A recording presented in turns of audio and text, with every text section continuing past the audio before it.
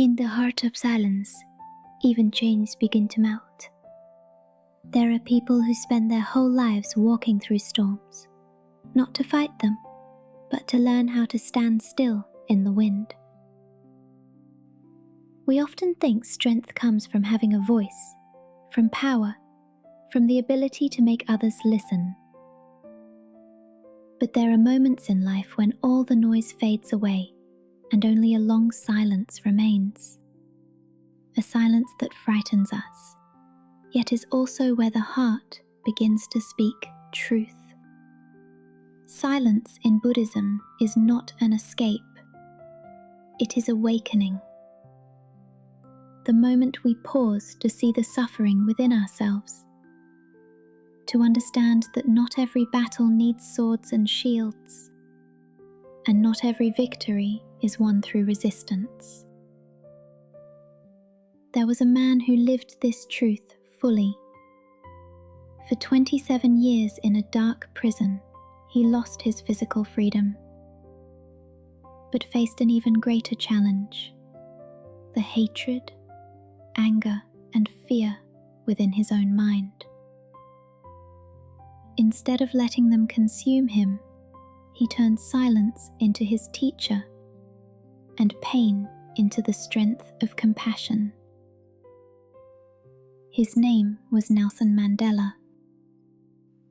And this is not just the story of a politician, but of a human being's journey, from captivity to liberation, from hatred to love, from darkness to light. Morning light slipped through the iron bars, laying thin streaks across the cold cement floor. Outside the window, birds sang, a sound so rare it felt like luxury in a world without freedom. Nelson Mandela opened his eyes after a short sleep, his back still aching from the curved iron bed. He sat up and drew a deep breath, taking in the familiar scent of rust that filled his cell on Robben Island, the place he had lived for nearly 3 decades. Grey walls, a low ceiling, a thin blanket, a bucket of water. That was his world. A world with no way out, yet one that opened a deeper path. The journey inward. In the early days of imprisonment, Mandela had raged, felt injustice swallowing his soul. He once struck the wall until his hands bled. But as the years passed, he realized that anger changed nothing, except to make the heart more confined. He remembered the words of a village elder from his childhood in Africa. A man is truly free only when his heart is no longer chained by hatred. Back then, Mandela had laughed, a bitter, disbelieving laugh. How could one not feel anger after being stripped of everything?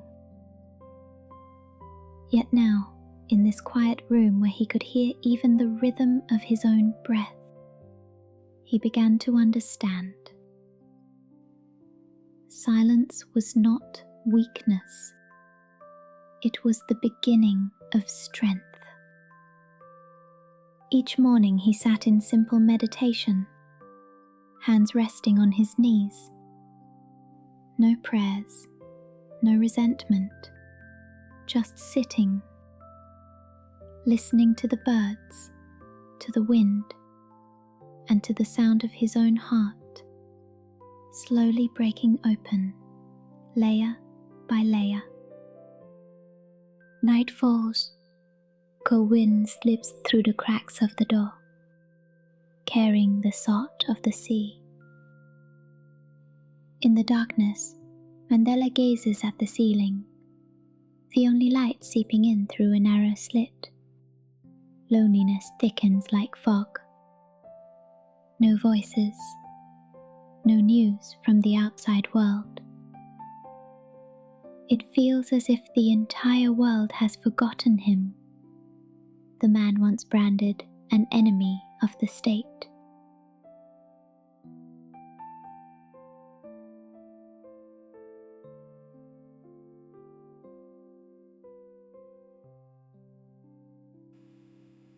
Each pulse whispers, "You are still here, still breathing." But that breath cannot quiet the battle between inside and outside. There are nights when he talks to his own shadow, the only companion that never leaves him. He remembers the friends who have fallen, the faces of those who tortured him. All of it returns again and again, a cycle with no end. He once asked himself, "If one day I am free, will I be able to forgive?" The question made him tremble. Then he remembered a Buddhist verse, shared softly by an Indian prisoner through the prison wall. Hatred is never ended by hatred. Only by love is hatred ended.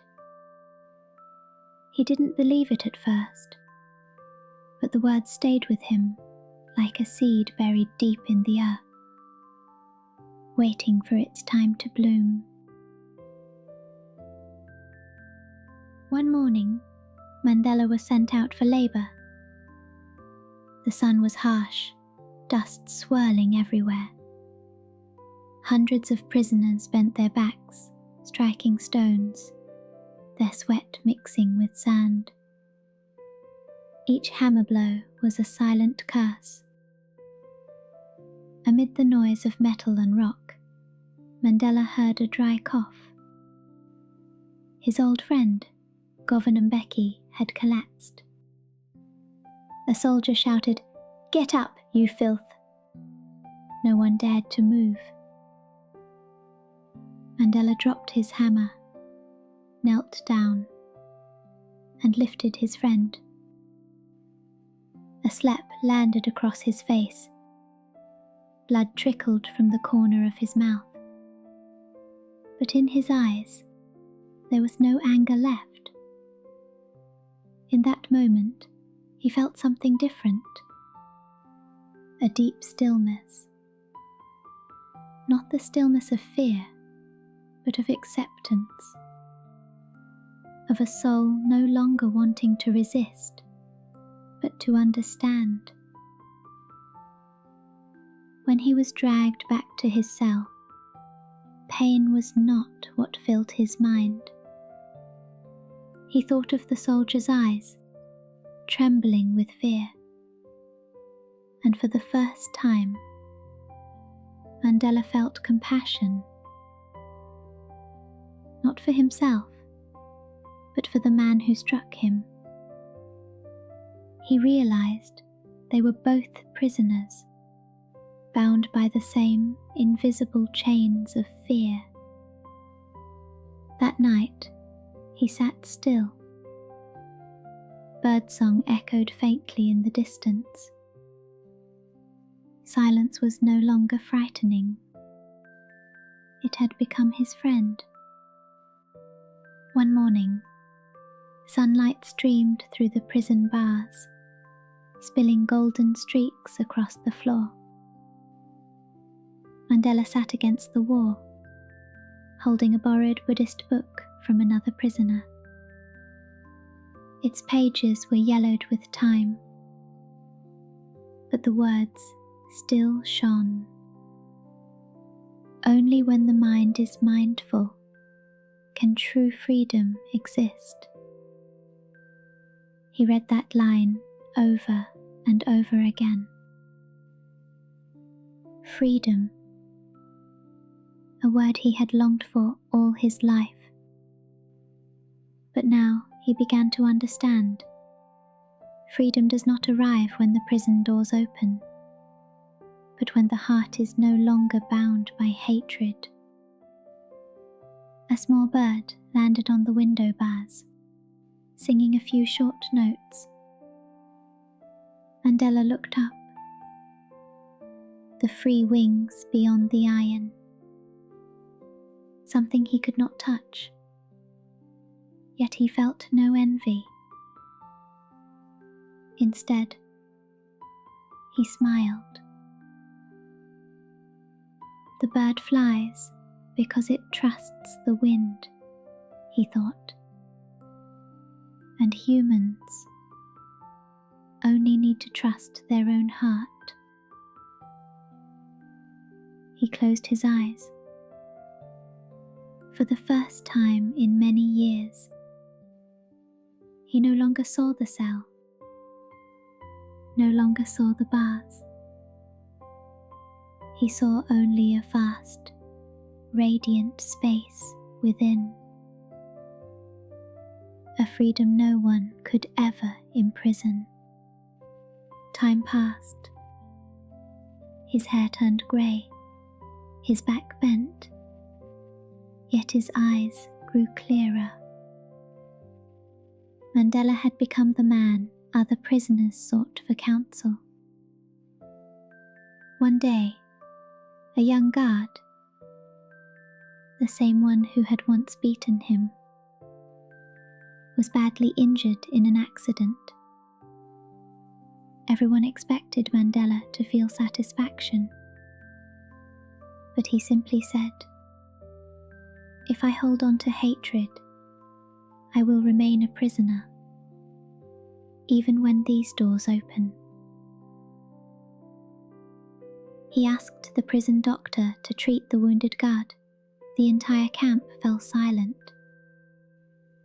From that day forward, the way the guard looked at him changed. No longer with hostility, but with respect. Mandela understood. Forgiveness is not weakness. It is the strength of one who sees another's suffering and chooses not to let that suffering spread further. That is compassion in action. Mercy amidst pain. That night, he wrote on a small piece of paper hidden beneath his pillow, "When we forgive, we do not set others free. We set ourselves free." In 1990, when the prison doors finally opened, Mandela stepped out to the thunder of applause from thousands. But in his eyes, there were no tears. On this stillness, he held no resentment, no desire for revenge. He simply said, "We cannot build peace with hands that still carry hatred." In the years that followed, as he guided South Africa through turmoil, he began each meeting with a few moments of silence. Some asked, "Why silence?" He replied, "Because only in silence can we hear the truest voice of the human heart." It was the lesson he had learned in that small stone cell, a lesson no university could ever teach. In a quiet afternoon, near the end of his life, Mandela sat by the window of his home in Johannesburg. Sunlight filtered through the leaves, and the breeze carried the scent of damp earth. He heard the song of a bird, the same melody that once drifted through his prison cell. He smiled softly. Life had come full circle, bringing him back to where it all began, in silence. Now he understood There is no need to win over anyone, no need to prove anything, only to live with kindness and understanding. The chains were never on my body, he thought. They were only in my mind. Night descended. A small lamp cast its gentle golden glow.